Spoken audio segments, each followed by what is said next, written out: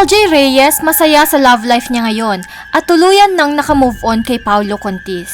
Si LJ Reyes na isang 36 years old actress ay nagpahayag ng pasasalamat para sa buhay na kanyang tinatamasa sa kasalukuyan habang nagbibigay pugay sa 2023 na aniyay nagdala ng mga magagandang blessings sa kanyang buhay. Noong Miyerkules, Enero 10, 2024, ibinahagi ni LJ sa Instagram ang isang video na nagpapakita ng mga masasayang sandali kasama ang kanyang asawa na si Philip Evangelista, si Aki ang kanyang anak kay Paulo Avellino at si Summer ang kanyang anak kay Paulo Contis. Sa caption, nagbigay ng mas maraming detalye si LJ tungkol sa kanyang buhay na malayo sa kanyang showbiz na buhay.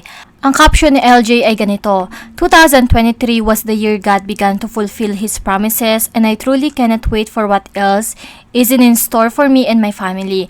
I just want to share my gratitude for what God has done in my life. During the holiday, I look back to the year that was through the photos on my phone. Tried so hard to fit all the memorable photos and videos into a reel, but it just wouldn't fit. IG just kept on freezing on me, lol. He promised to me to bring His promised land, and it's not a physical place, but a spiritual one.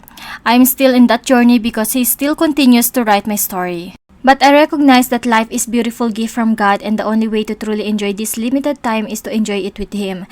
The road is not easy nor perfect, but His faithfulness reigns over our past, our apprehensions, our mistake, our mistrust, our doubts, and everything else. God created everyone else from ashes, turns the ugly part of our life into your testimony to tell His story of love and redemption.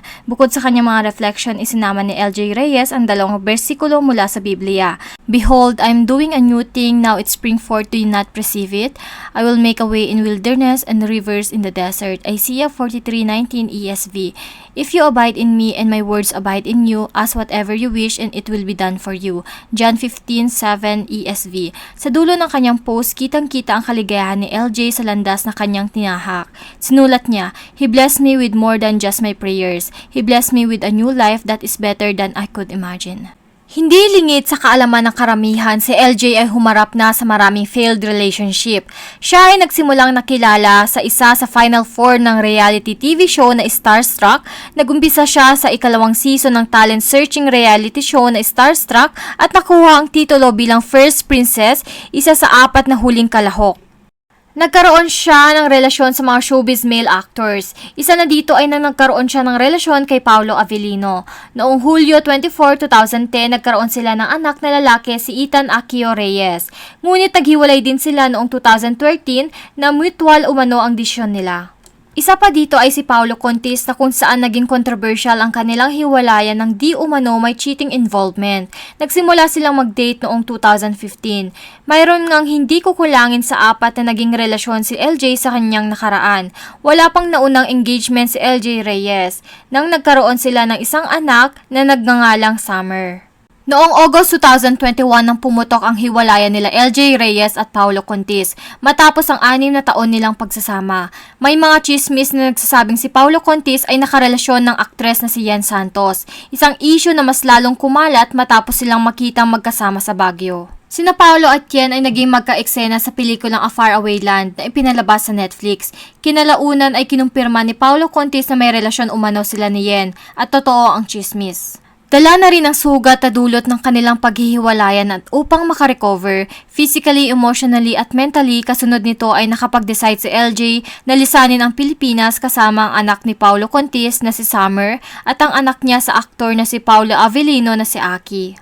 Bagamat nandun pa din ang sugat na dulot ng mapait na katapusan ng dating pag-ibig, hindi hinayaan ni LJ na lamunin siya ng kalungkutan. Katunayan ay patuloy ang pagiging aktibo niya sa kanyang social media accounts na madalas ay pag-promote ng brands at isa na nga sa nakakagawa ng pansin na talaga naman nagpawaw sa mga netizens maging mga kasamahan niya sa industriya ay ang Instagram post niya noong September 2021 nang dumalo siya sa kanyang kauna-unahang New York Fashion Week at una niyang appearance matapos ang breakup nila ni Paulo. At ibinahagi niya sa kanyang Instagram stories ang kanyang idolo na si Gigi Hadid sa Fashion Runaway.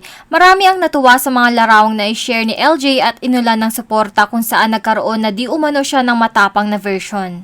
Na hindi nagpatalo sa pagsubok ay bagkos ginamit itong sandata upang maging mas matatag na tila empowered woman sa kanyang suot na all-black fashion.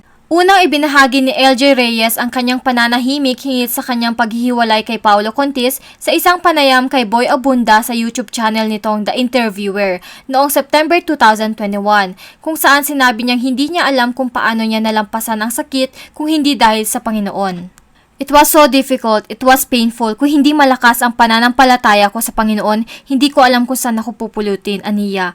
Matagal ko nang nararamdamang nakahiwalay na siya sa amin. Komento ni LJ Reyes hingil kay Paulo Contis na ngayon ay kasalukuyang nagde-date kay Yen Santos. Dahil sa naging pribado ang personal na buhay ni LJ Reyes kasama ang kanyang dalawang anak na naninirahan sa Amerika, ikinagulat ng publiko ng 2023 ibinahagi ng retired celebrity ang sorpresa sa kanyang Instagram followers na inanunsyo na siya ay nakipag-engage kay Philip Evangelista, isang non-showbiz.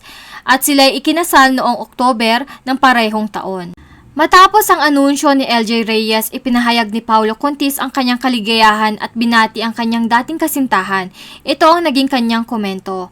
Wala, nabalita ko agad pag nung on the way na ako dito sa shoot. Pili ko naman hindi naman ako dapat yung very happy. Very happy. Ang kanyang post ay puno ng mga pagbati mula sa kanyang mga kaibigang artista at tagahanga na masaya para sa kanya matapos ang ilang mga paghihiwalay. Hashtag kaligayahan, sabi ni Marian Rivera. Mars, sobrang saya ko para sa'yo. Kaya ka pala nananahimik dyan kaya pala tahimik ka dyan. Ang komento ni Camille Prats.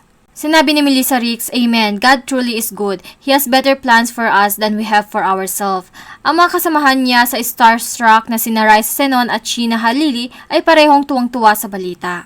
Sinabi ni Raisa, GF, ang saya-saya ko para sa'yo. Samantalang si Sheena ay nagsabi, Mars, masayang-masaya ako para sa'yo. Maraming netizens rin ang nagpahayag ng kanilang kasiyahan na si LJ Reyes ay sa wakas nang sumulat ng kanyang happily ever after. Ito ay pagkatapos masaktan sa kanyang mga nakaraang relasyon. Happiness looks good on you. Ito ay isa lamang sa maraming magagandang salitang ibinuhos kay LJ Reyes matapos mailabas ang mga larawan ng kanyang pre-wedding shoot noong Sabado, 5 ng Agosto 2023. Ang mga larawan ay inilathala ng nice print photo sa Instagram at ibinahagi ni LJ. Ang mga larawan ay nagpapakita ng isang masigla at kasiyahan na si LJ ay nakaputing tank top at puting pantalon. Si Philip naman ay nakaputing pantalon at puting polo na may mga itim na stripe upang kompletuhin ang kanilang itsura. Noong ika-18 ng Hulyo 2023 naman ay nag-upload si Mika Marcaida, ang makeup artist ni LJ, ng ilang larawan na nagpapakita ng glam up look ng actress. Sa caption ng kanyang post, sinabi ni Mika, glossy and glassy for our bride-to-be. Sumagot si LJ sa bahagi ng komento ng palabiro. Thank you so much, Mika. Napaganda mo ang haggard na mami. So excited for the day.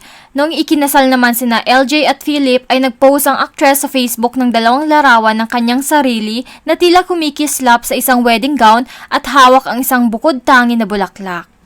Ang kanilang masusing kasal sa hardin ay naganap sa The Bevin House, isang Victorian mansion na matatagpuan sa 76 Bevin Road, Asharoken, New York, noong Sabado, ika-7 ng Oktober 2023, oras sa US, bandang 5 ng hapon.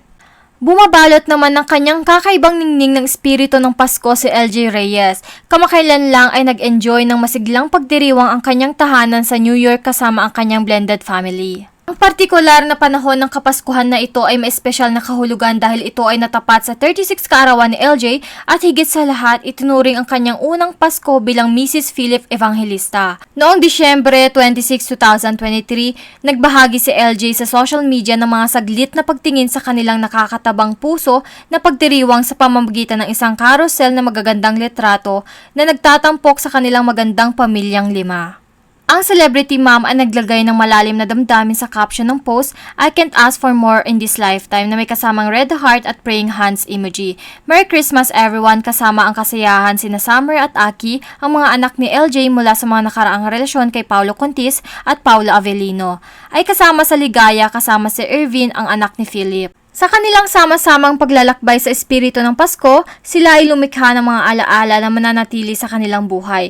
Isa lamang si LJ Reyes sa patunay na habang buhay may pag-asa at kung may mawala man ay may maaring may dumating na mas maganda at nakakabuti para sa'yo. Kahit anong pagsubok na dumating sa ating buhay ay isang lesson ang naging buhay pag-ibig ni LJ Reyes. Sa patunay na hindi dapat mawala ng pag-asa at patuloy na manalig sa Diyos at magtiwala na magiging maayos din ang lahat. Ano ang masasabi nyo sa naging bagong buhay pag-ibig ni LJ Reyes? Despite of previous failed relationship ay nakatagpo pa rin ng lalaki na magpapakasal at mamahalin siya. Comment nyo na yan, like and subscribe for more latest trending news from us, and thank you for watching!